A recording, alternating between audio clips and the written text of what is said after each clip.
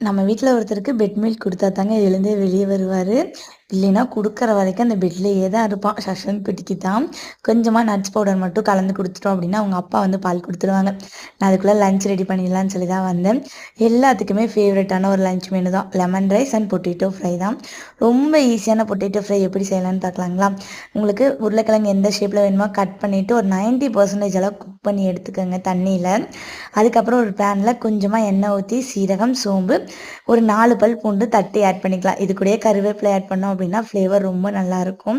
நம்ம வேக வச்ச பொட்டேட்டோவும் இது கூட ஆட் பண்ணிட்டு, இதுக்கு தேவையான அளவு உப்பு, முக்கியமே இந்த சாம்பார் தூள் தான். 2 ஸ்பூன் சாம்பார் தூள் போட்டு 5 மினிட்ஸ் ஒன்ஸ் நல்லா கிளறி கிளறி எடுத்தீங்க அப்படின்னா சூப்பரான பொட்டேட்டோ ஃப்ரை ரெடி ஆயிரும்.